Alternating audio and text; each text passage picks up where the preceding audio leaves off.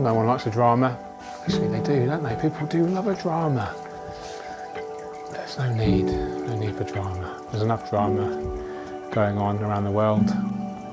I think we should just focus on what we can control. Things like our aquascapes.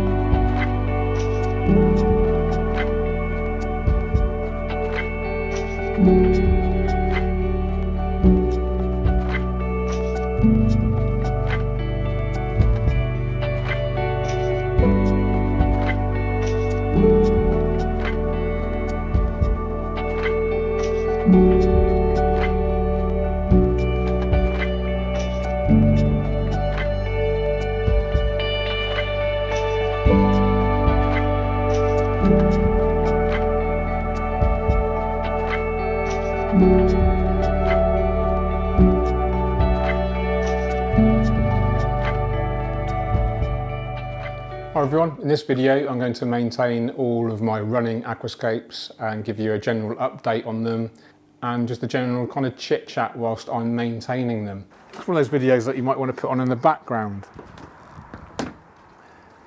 whilst you're doing your own tanks, maybe, who knows. We do still need to obviously scape this. This is going to be a full Dutch aquascape and a complete series dedicated to that. That will be coming very soon, and also have some very exciting news to share at the end of this video, so try to watch all the way through to the end if you can. So first thing, we'll get all the equipment out. I've already got my hoses, so this is the refill hose, still some water in there, which goes straight to my tap in my kitchen, faucet if you're American, and then the end of that hose we have our special refill device here, so the water comes out of here and then gets diverted upwards, and that saves the water from disturbing the soil. I used to use a red colander, but I don't really like it anymore, so I don't use that. Then we have our siphoning hose. So this is a larger diameter hose for quick siphoning, 16mm internal diameter, and that siphons water directly from the aquarium into my garden.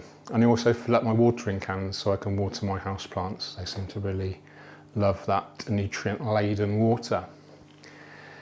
So that's the two main hoses, and then we have our kit in here, sprayed bottle to stop the plants from drying out, loads of towels. I've already spilt some water already, so that's a good shout. A couple of buckets. One has got some equipment in, and the other one is for plant cuttings and other debris. And that is about it. Let's get all the towels out, shall we? You never know. And then a window cleaner for cleaning the glass. I'll just override the timer there, so the lights will stay on. And we will start, I think we'll start by maintaining the Scapeline 60. There's a few changes and a few exciting things to talk about in there. So some of you may notice that the background's changed on here. I've removed the orange, which was a very distinct autumn vibe. And I've opted for this sort of transition from yellow-green to sort of like an aqua blue green, which actually blends nicely, kind of matches the wallpaper behind. And it also matches one of the pillows, or the cushions I should say, for my comfortable seating. And yeah, I just think it's really cool that we can match the scape to our interior design. So I'll just clean the glass first. The water's evaporated quite considerably, otherwise I would normally siphon some of that out. And this is the Denale Cleanator. This is great for removing stubborn algae very quickly, large surfaces, and then for further to reach down areas I use the scraper. And yeah, big fan of the Denale Cleanators. They do have a lifespan. The metal filings kind of come detached after a while. They're completely non-toxic though, so it doesn't matter if they get into your aquarium. Could actually add a little bit of iron content to the water, I guess. I do have hard water here, so every time the water evaporates, it does leave behind an ugly kind of scum mark, which is annoying, but that's one of the disadvantages to having hard water. And I am tempted to start using rainwater to dilute it, to make it a little bit softer, which would arguably improve plant growth, because apparently, and I'm not sure of the science of this, maybe someone can explain in the comments, the softer your water, the more kind of accessible the nutrients and the CO2 is. So like I say, I don't understand the science fully, I just have read lots of anecdotes on the internet. So if someone does actually understand the full science behind that, then I'm sure one of you does. Curious to know, please do drop me a comment, an explanation. I do read all the comments.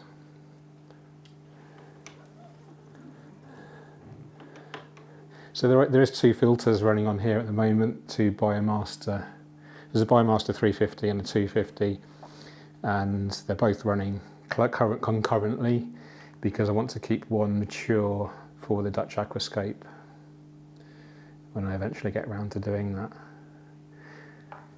It's taken a bit longer than I was hoping. I've been so busy with Tropica.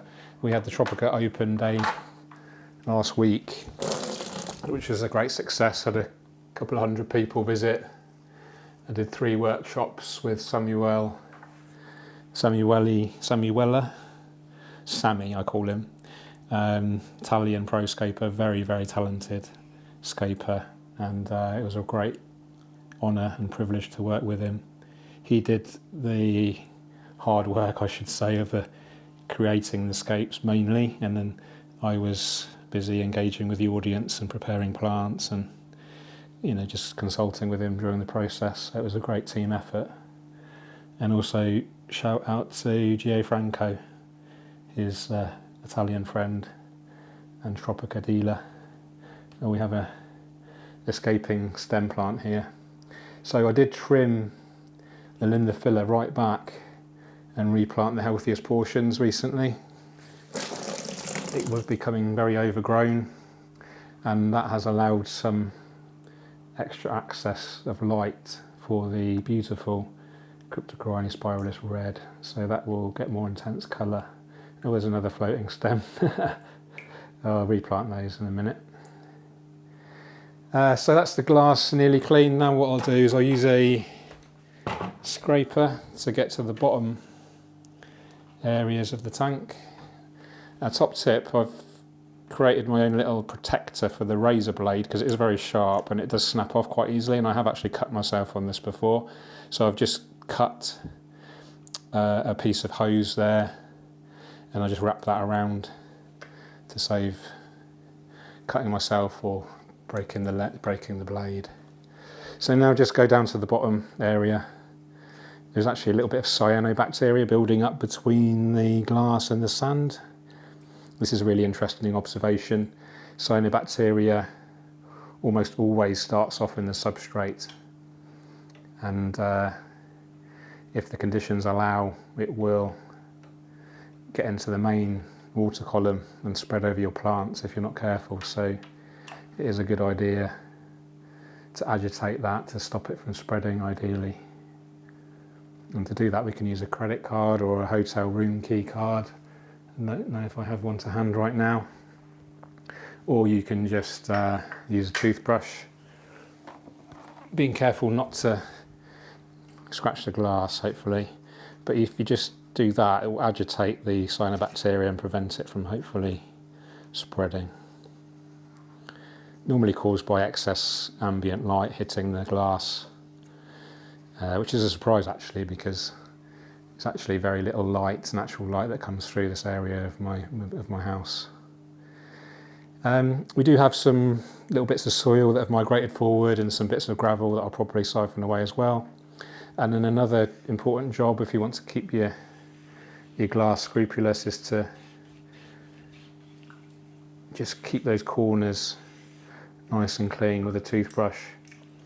This is excellent silicone work on the Oase scaper lines, very minimal, but it's still prone to this kind of chronic algae build-up.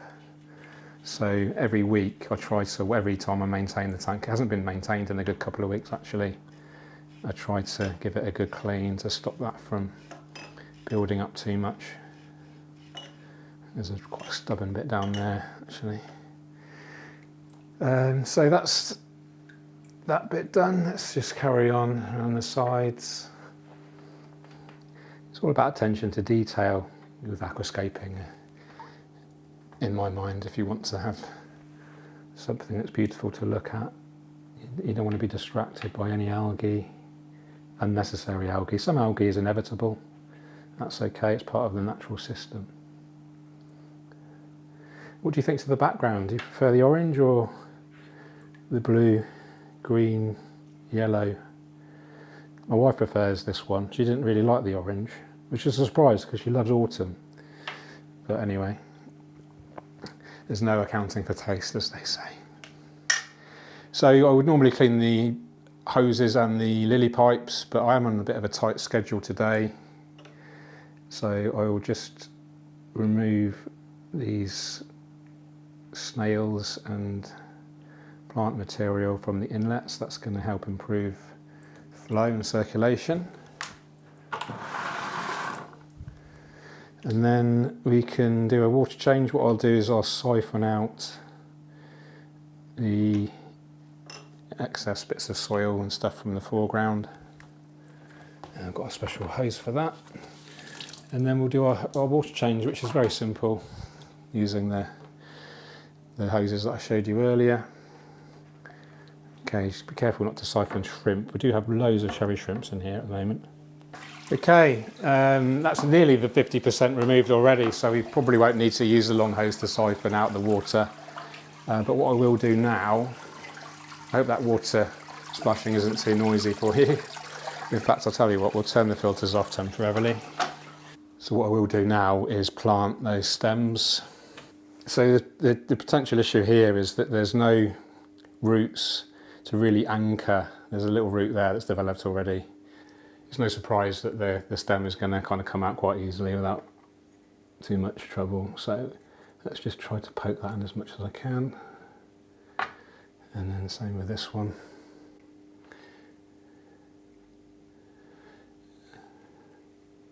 I'll put this one towards the back actually. Now we do have some build-up of BBA, blackbeard or blackbrush algae on the wood and on the stones. So I will actually remove some of that with my ADA brush. This is an amazing brush. I've talked about this in previous videos.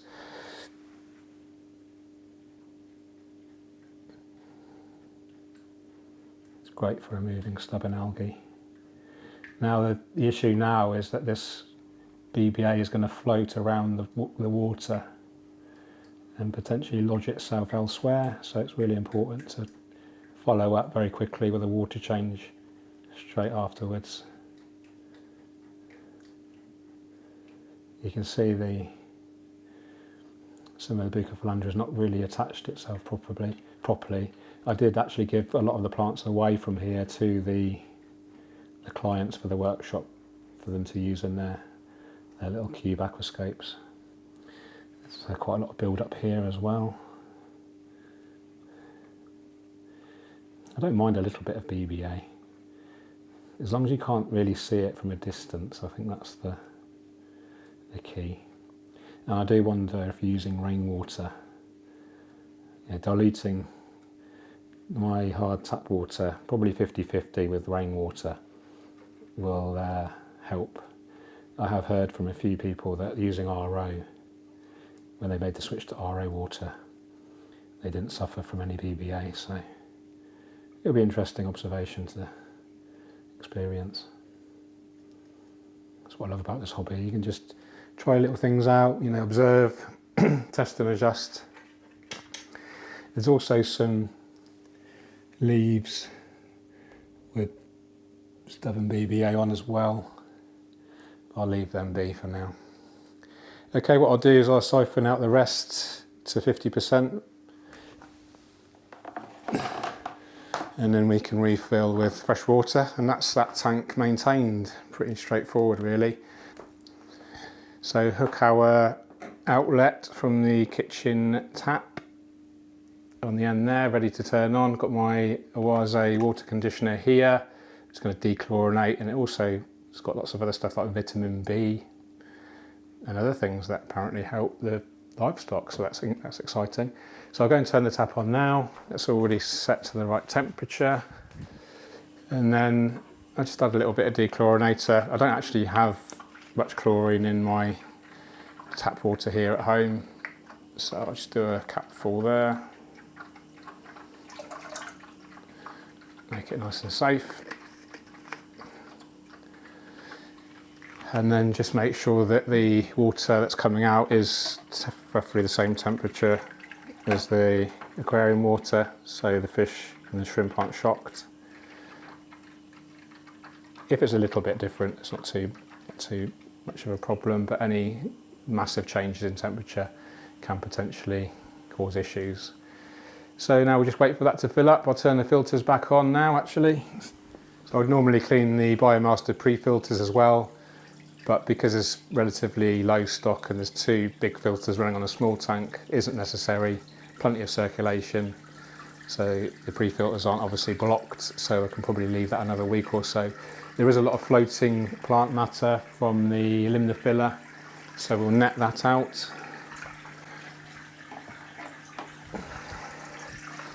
Slide the light back. Keep an eye on the water. It will overflow and flood the living room otherwise. I normally fill up to about 1 centimetre, just over 1/4 of an inch from the rim. Okay, almost there. Let's check the temperature again, that's fine. It's a little bit cooler, but that's okay. And then I'll go and get ready to turn the tap off. Okay, almost done. Let's just take that out. It will drip, so make sure you've got towels. And then I'll be using these tools in the big tank to my left, so we'll just pop them in there for now. Let's just net out the rest of the bits and bobs.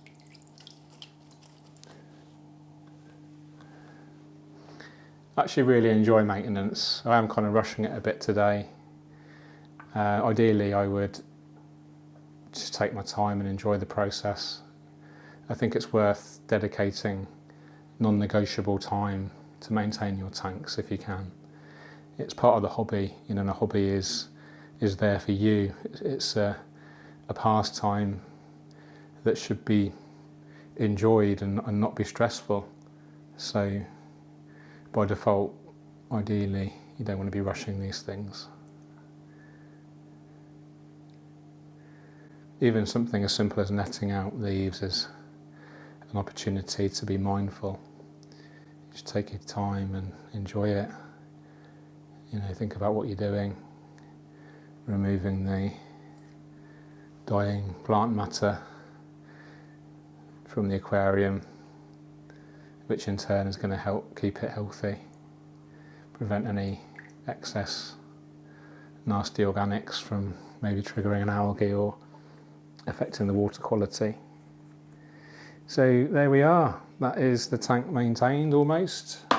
Last thing is just to give it a wipe down. Slide that forward for bare exposure, there we go. I do normally have that slid all the way to the back to encourage the red plant growth of the limner filler and the crypt.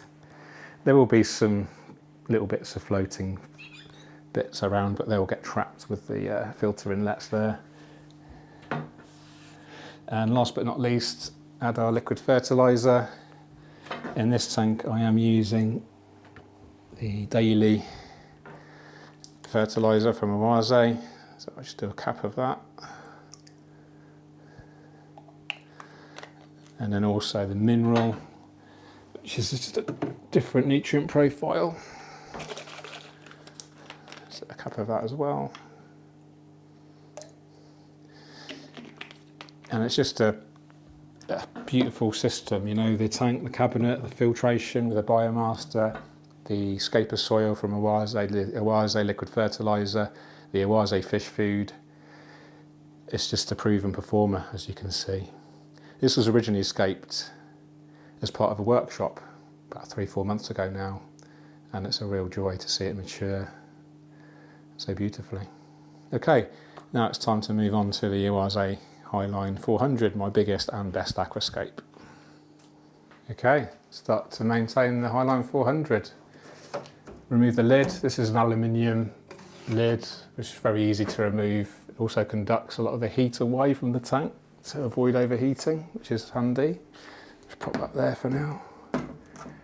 First job is clean the glass. I even love this part of the process. I love getting my hands in the tank.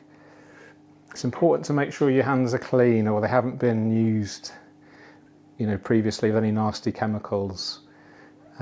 So, if you've been in the garden, you've been using any kind of pesticides or herbicides or anything like that, do wash your hands thoroughly, because even a parts per billion, it will affect the shrimp, snails, if you like to keep snails. They're super sensitive to these pesticides, etc. All the way across. This is nearly a 5-foot long tank, just under 5 foot long. They do a bigger version now, the Highline 600, which I think is more like 6 foot long. It's tempting to upgrade it, but I don't want to give in to that hedonistic treadmill. I don't know if you've heard of that. You basically get whatever you have, whatever kind of level of perceived luxury or comfort you get used to it really quickly. So in my mind, just better to be content, if you can, with what you have, rather than constantly striving for the next biggest thing, the next best thing. There's nothing wrong with wanting to, improve your equipment or even improve your skills. Definitely a growth mindset, but that's the mind. It's about growing your skills and experience, and not necessarily growing a materialistic, value in terms of having a bigger and better, perceived better. What is better, Sometimes less is more. That's why it's, tempting to go for this. Crush the snail. The fish will love to eat that. It's better to kind of be content with, if you can, content with what you've got. Optimise what you have already, rather than striving for something necessarily that you think will improve your life just because it's more expensive or more valuable in terms of cost, financial cost. Think about, the 600 will be a lovely tank, of course. It does have low iron glass, which is an improvement of this. This is the regular float glass. So who knows, I might upgrade it and then give this away to a suitable cause, like a school or someone that can't afford a beautiful aquarium like this. So I'll just carry on cleaning the glass. You don't need to see that. And then the next scene will be, well, you'll see it in a second. Okay, next job is to thin out the crypts and the swords. It's full of water still from the Scaper Line 60. So first thing I do is just look for any leaves that aren't perfect, or any damaged leaves basically. So I have noticed that the Imano shrimp tend to nibble on the leaves. I think they get a bit hungry without any algae in there. And the fish are obviously eating all the fish food, so they don't even get any leftover fish food. So they resort to eating what they can, which is plant matter. They also eat the wood. The wood is actually becoming slowly more thin. It's reducing in its volume. So I think it's only a matter of time before the wood kind of disappears, really. This scape has been running in its current form. Oh, there's a door. Yeah, so basically I'm removing any non-optimum plants and also crushing any excess snails. The snails are okay, but you know, if population gets too big, they just look a bit unsightly. You can see this, the crypts are going massive, really almost reaching the surface now. I'm wondering, the time will come eventually where it's kind of diminishing returns, I think the phrase is, where it's taken more time and energy to keep it looking good than it would do to create something new. I mean, yeah, it's always a bit of a battle as a creator, but you know, creating something new, which is great for the view, you know, great for the new audiences. They want to see new creations. It's understandable, something novel. There's not much novelty in seeing the same scape, just sort of maturing a little bit, although I'd argue that there's something quite rewarding in seeing a scape in the very long term. I think there's a bit of a misconception that when you have a high-tech scape, it's a limited lifespan because of the fast growth, etc. But I think if you use the appropriate plants and aquascape design, you can keep these going indefinitely, which is, you know, 3 years is, I think, a good run for a high-tech aquascape. Although we are using easy plants, relatively slow growing. I say slow growing, I take out at least 50 leaves probably every maintenance session.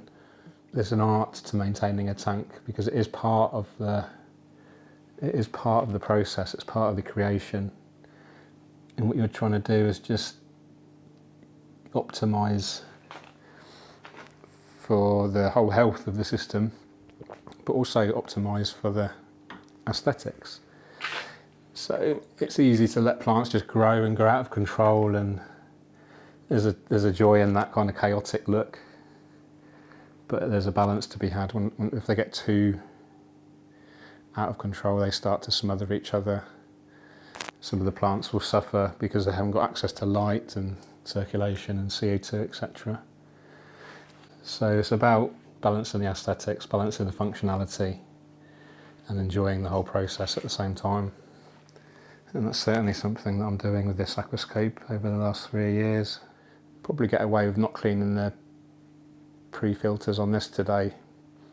But I definitely need to clean the pre-filters on the cichlid tank because I have noticed a reduction in flow rate. So I do have to clean those at least every 2 weeks, ideally every week. And the Biomaster pre-filters are so easy to maintain, of course. Also bear in mind that there is a new Biomaster coming out soon with improved features, so there will be a full video unboxing, etc. on that coming soon. That's a good thing about Oaza, they do listen to the feedback and make improvements on the design as appropriate. So just looking at the Amazon sword leaves now, this is Echinodorus Red Diamond. I did have Holmeinii Red and Red Flame as well, and I'm not sure which is which, to be honest. And the crypt, if someone asked me what the crypt IDs are, it's really hard to say. A lot of the really tall ones are actually Undulatus Red or Undulatus Broadleaf, and they are growing like mad, as you can see. I love the brown leaves. I know it's not very maybe that popular to like brown colours, but something very understated and beautiful, I think, in brown. So we just keep repeating that process. So just observing, scanning, observing each plant, any leaves that don't look so good, and it becomes a bit of a, as a beginner, it's hard to sort of differentiate sometimes between what is really healthy and what isn't, and this is why just experience, you can't teach experience, it's just literally time in front of your tank, time observing the plants, pattern recognition.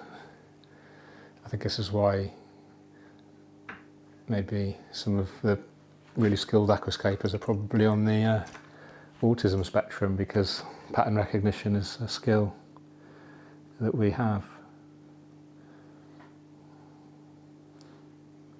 Speaking of autism, I will be revisiting the special school, the Fitzroy Academy in Shropshire, and meeting up with my friend Miles. He's a teacher at the school. He's such a cool guy. He's actually the one that really motivated me to try a Dutch aquascape again. So I know Miles will be watching this at some point. So shout out to Miles. Really, really good guy. And very grateful for his friendship.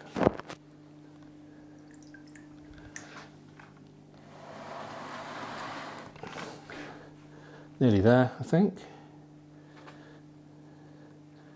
And then after this, just the water change, really. Not much to do. This is the great thing about this scape. It's so large, it's so stable. It almost runs on autopilot. You know, when I go away for my trips abroad, I leave the aquariums for a week at a time. All my youngest stepson or my wife, all they have to do is feed the fish, feed the liquid fertiliser, just keep a general eye on things, and when I return there's normally not much drama, which is, you know, no one likes to come home to a drama-filled aquarium, do they? I don't think, unless you love a drama.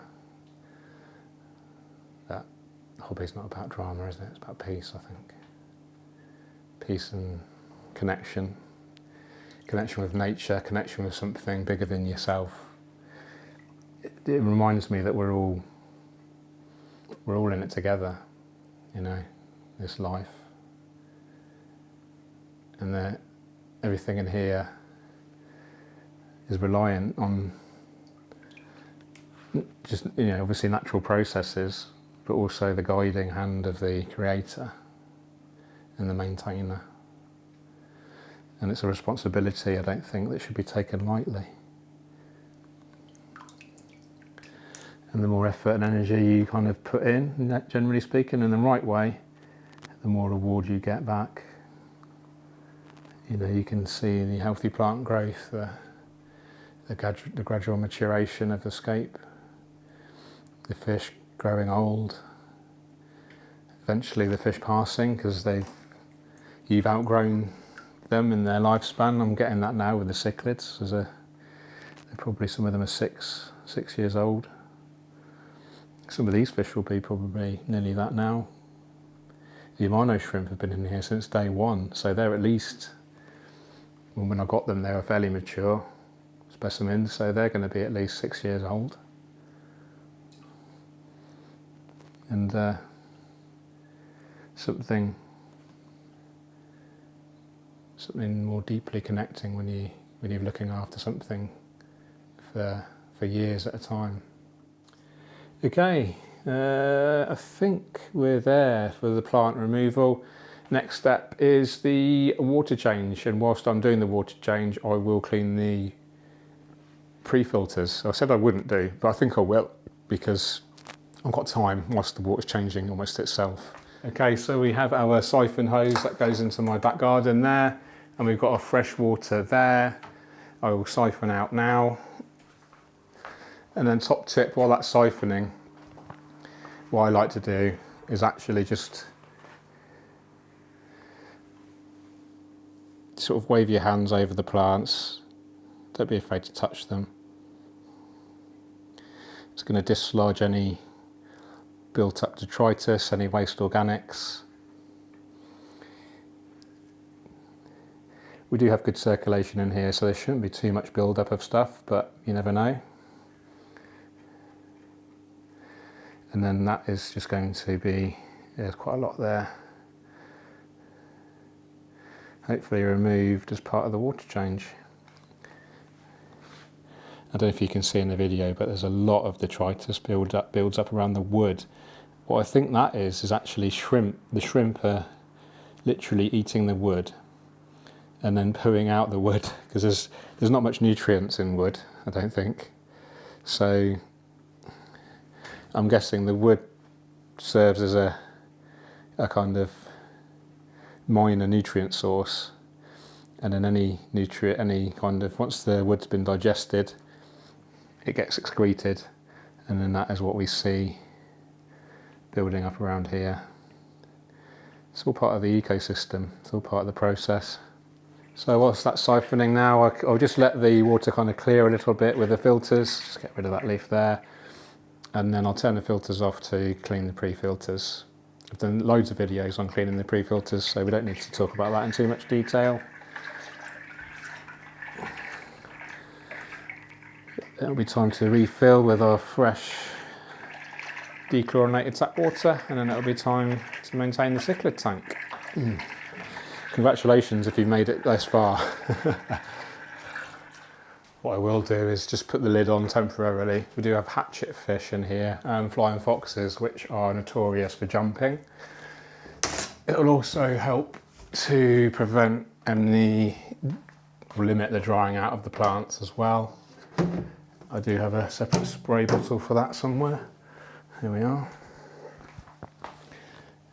Once the plants, these are all fully adapted, of course, to grow underwater, and what happens is if those plants dry out, it will damage the plant tissue, and we don't want that. A damaged plant is a doorway for algae, and we don't want algae, especially if it can be prevented relatively easily. So now I will clean the pre-filters.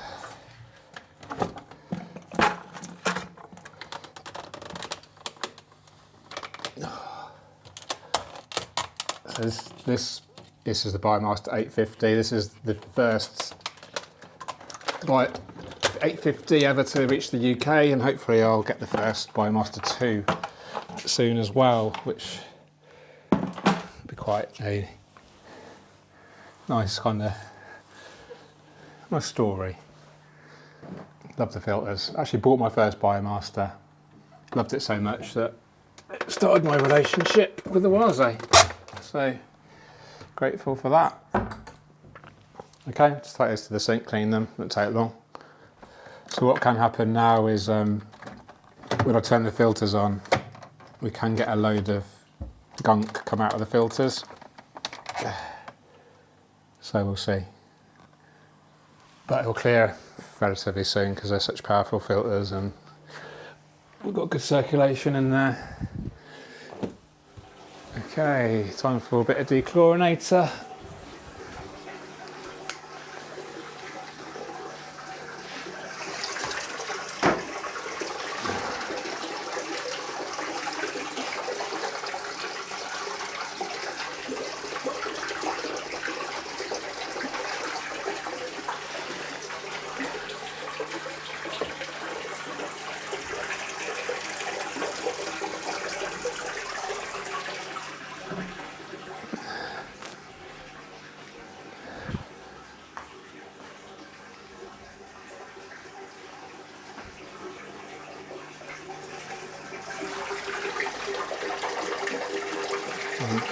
Perfect temperature, it's good, so I'll just leave that to fill up now. It is a bit cloudy from the filters, but that'll clear up.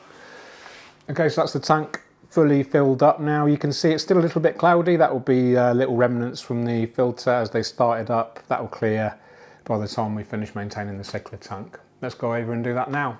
Okay, last but not least, the cichlid tank. There was a Highline 300 room divider, no longer available in the UK, unfortunately, but is available in Europe. And yeah, it's a beautiful tank. I love it. It's low iron glass. I love the way it divides the room. There's almost 3 individual scapes. You can see one from this side, and this side. Plenty of videos already on the setup as well. I gave some of the fish away. There's a whole video about that. But yeah, we'll just do a basic maintenance on it. Really, really straightforward. Basically, remove the lid, clean the glass, clean the filters, change the water, and that is it. The Anubias is so slow growing, it requires very little maintenance. And to clean the glass, the old algae magnet. And it's very surprising that there's not much more algae that builds up on this. It gets a lot of natural light from my skylights up there. But I honestly believe the Anubias is a real good water quality kind of maintenance process. It isn't growing very quickly, but I think it is removing a lot of nitrates, because I did a video of testing the water on here, and the nitrates were actually higher in my tap water than they were in here. So it just shows you that the plants are definitely soaking up something, you know, obviously nitrates apparently.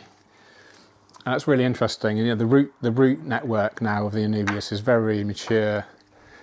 I have removed a couple of the plants over the months, and it's actually quite astonishing how kind of complex and dense those roots are. And I believe, you know, those roots are actually really beneficial. They're obviously in the water column, and I think they're extracting a lot of the nitrogen from the water, which is maintaining good quality water, and the fish are very healthy. The flow is restricted a little bit now. I think it's been about 2-3 weeks since I last cleaned the pre-filters, so it's no surprise. I do have 2 Oase Biomaster 850s on here, which is a lot of filtration, but as you can see, they are big fish. They're not so active now, and I do believe that is because of the restriction in flow a little bit. So I'll just clean the last, what have we got? Oh, Harrison's home. I'll just clean the last bit of the algae from the bottom of the glass. So yeah, like I say, it's surprising that the algae doesn't build up so much in here. Now what I do is give the substrate and the plants a really good kind of wave around whilst it's siphoning. So we'll just start the siphon here into the garden. Just put that there, and then you'll see probably a load of the waste organics, the detritus, will get kicked up into the water column, and then the powerful filters will suck it up, as well as the siphon, obviously. Getting rid of a load of it. So the cichlids love to dig the gravel and the sand, so I often kind of just move it back a little bit, play around with it. It's just such an easy tank to maintain, and it's just such a lovely feature for the home. You know, I'll often just sit behind the camera and just stare at the fish. They're so active, they're so fun, their behaviour is really interesting, and yeah, it's just been a joy to live with. It's originally scaped in a Highline 175, so about half the volume of this, and I had originally 10 juvenile cichlids. These are Chinungo Toulousei. For those that aren't aware, the females are yellow and the males are blue. They all start off yellow, and then as they mature they show their sex with a different colour, and depending on their kind of hierarchy, their level in the pecking order, if you like, in the aquarium, depends on how much colour they show. So the sort of the darker blue, more vivid blues will be the more dominant species, and then you can actually get a very dominant female, which will almost start to kind of look a little bit blue, almost like a cross between the blue and the yellow, and then vice versa with a subordinate male, that will be a lot paler, maybe even a little bit yellow as well. So now we do have some Cynodontis persicola, I think they're called. This keeps coming detached, this bit of Anubias here. This is Anubias petite. Let's see if I can wedge it down here. Sometimes the plants just do get knocked around by the cichlids. They are quite brutal. But once the plants have attached, you know that they're going to stay there. So it's just a question of trial and error, and eventually, hello, you're all right. You're being a funny sausage, aren't you? You want to play, don't you? Where's your banana? Go and get it. Good boy, there it is. So you can see a load of the detritus sort of being lifted up, and then do the same on the other side.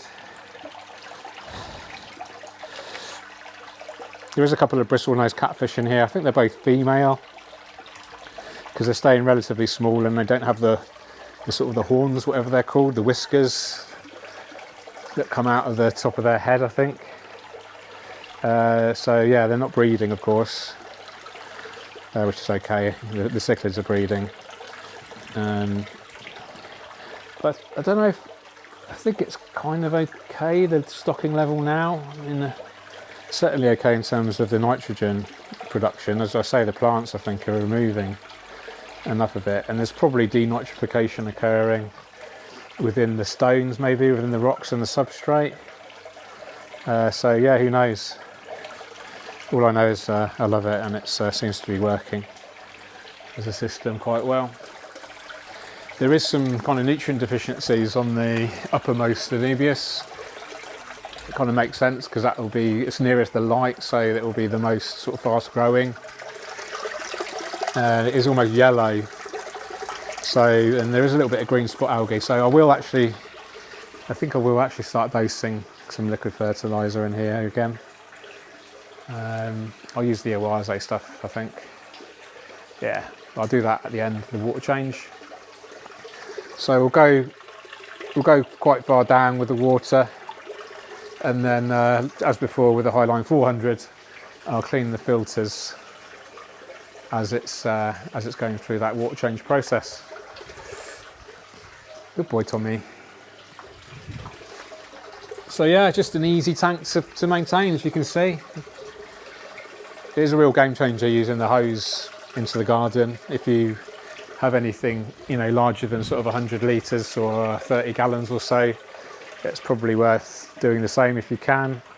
Having some sort of method to make the water change process easy. You want to kind of, with aquarium maintenance, it's a good idea to kind of make some of the process as efficient as you can.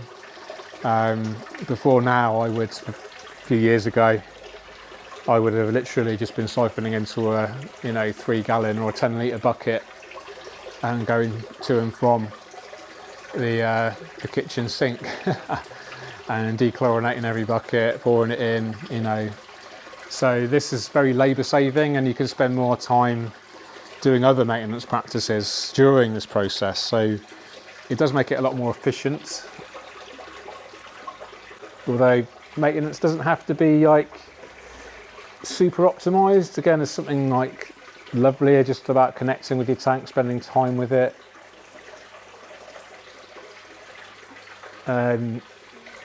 It's quite an interesting topic. There's so much automation now in the hobby, smart plugs and apps and things like this. I think sometimes it's nice to go back to basics. I've been considering lighting options for my aquariums because I'd like to keep them all the same. This is an Oase classic LED, which is fine, but it'd be nice to have something a bit more full spectrum to bring out the colours better maybe. And then the other tanks have got different types of lighting on, so I'd like to keep it all coherent, so I was sort of going between Twin Star and Shihiros. And actually I've plenty of experience with them both, but I've gone for Twin Star actually, and there should be some new units on their way. And the reason for that is I like the idea of just having a fixed spectrum, and it's quite controversial. A lot of people, a lot of hobbyists like the controllability. It's quite a novel feature, you can mess around and stuff. But I think there's an inherent potential issue with that, especially with newcomers, beginners that aren't necessarily so experienced with growing plants, that it becomes too controllable, and therefore the room for error is bigger because it's quite, I guess it's tempting, especially with a new unit, that you want to kind of mess around with the spectrums and things like this, and that could, when a plant adapts to a certain spectrum, it likes that spectrum, and if you keep changing it, it's probably not going to adapt and potentially optimise your plant growth. So I think there's something to be said for sticking with a good spectrum. You know, ADA, they don't have any controllability of their spectrum, and they're arguably the flagship aquarium brand when it comes to some of their products. Certainly one of the most expensive. So yeah, interested to know your thoughts. Do you like the controllability, or is it a gimmick that isn't necessary and could potentially cause issues? What I do like is having controllability of power, you know, intensity, at least having some sort of like a nice ramping up and ramping down, and then having the ability to have, you know, different settings, even if it's just like the Twin Star 120Gs. I think there's only 5 different intensities. I think that's fine. I think 5 or 6, however there are, is fine. Very simple device to control the photo period and the intensity, and I think that's all you need. So yeah, that's a little bit of a ramble about lighting. Let me know what your thoughts are. Okay, we're nearly at 50%. I'm going to turn the filters off and we're ready to clean those. Okie dokie, let's put the filters back.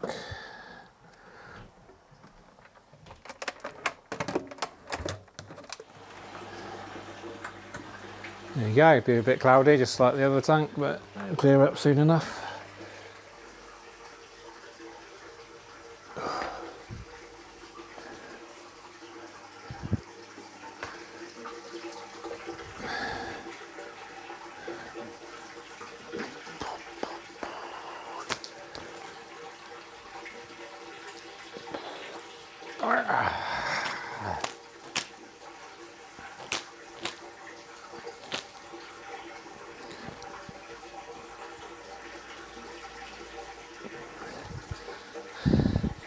My wife and I have got one of these each. She's got the light one, which is easy. I've got a more thingy, harder one. And then because she sits at a desk all day, pretty much every day, I get her to get up and do some exercises. Because it's not about lifespan. Oh no. It's not about lifespan, it's about health span. So no point in living to an old age if you're not like fit and mobile, in my opinion. So I'm a bit obsessed about exercise and nutrition, which is the worst things to be obsessed about, isn't there?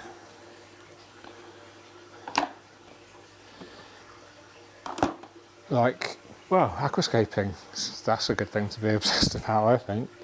It's a very healthy hobby. Got into houseplants lately. Check out these bad boys over here. Emma came up with the genius idea of putting an old ladder up here to use as a place where we can hang our plants and get the plants to grow. And I'm just so grateful that she's embraced the aquariums and you know, living amongst nature, living with nature rather than against it, rather than trying to control it, you know, like there's this human tendency, I think, based on ego, to want to control everything.